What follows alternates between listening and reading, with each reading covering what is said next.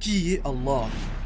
Il est le seul parmi toute l'existence à n'avoir ni partenaire, ni enfant, ni autorité au-dessus de lui, subhanahu wa ta'ala. Rien ne lui ressemble, rien ne lui est comparable. Qui est le seul vrai roi? C'est lui.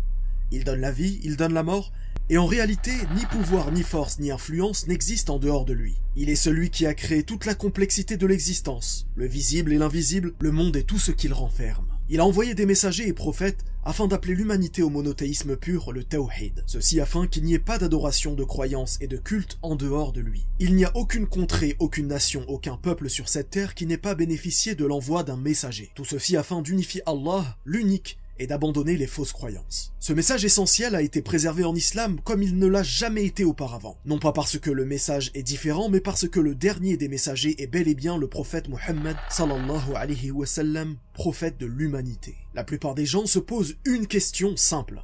Pourquoi suis-je sur terre? Dans quel but? Qui de mieux pourrait répondre à cette question que celui qui t'a créé? Qui de mieux que lui pourrait répondre à quel est le but de ta vie? Allah a accompagné l'humanité depuis les temps de Adam alayhi salam jusqu'aujourd'hui en les informant de ce qu'il attendait de ses créatures. Et la réponse est extrêmement simple. Lui vouer un culte exclusif sans jamais lui donner d'associé.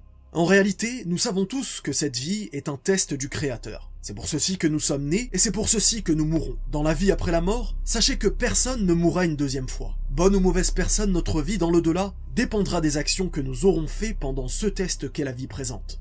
Il est le Seigneur du trône suprême, le Seigneur des univers. Nous vivons dans ce monde et nous sommes fascinés par sa beauté, par la grandeur des montagnes et des buildings. Des milliards de personnes vivent sur cette terre à cet instant. Mais ce monde est tellement vaste qu'il pourrait accueillir des milliards de personnes encore. Mais comparé à ce qu'a créé Allah, cette terre paraît minuscule, pour ne pas dire insignifiante. Insignifiante par rapport à la taille du soleil, qui est 1,3 million de fois plus grand que la Terre. Nous parlons ici uniquement d'une étoile appelée le soleil, elle-même des millions de fois plus petite que des étoiles plus grosses qu'elle, regroupées par milliards pour former une galaxie, et il est impossible de compter le nombre de galaxies tellement elles sont nombreuses. Une fois que tu observes tout cela, lève la tête au ciel et observe, médite sur ce qui t'entoure. Eh bien sache que tout cela n'est que le premier ciel. Combien y a-t-il de cieux?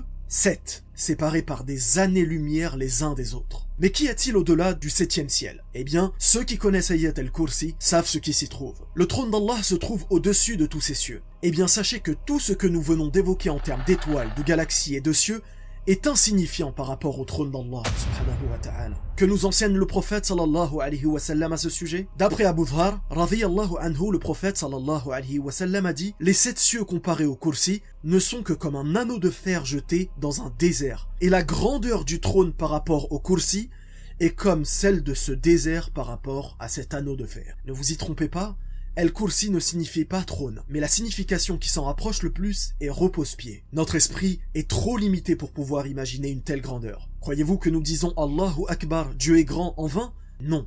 Il est bel et bien l'immensément plus grand au-dessus de toute chose. Maintenant que tu te rends compte de sa grandeur, rends-toi compte de l'avantage que tu as. L'opportunité de lui parler, de lui demander pardon, de te confier à lui seul, sans jamais lui donner d'associé. Barakallahu fik. Wassalamu alaikum wa rahmatullah.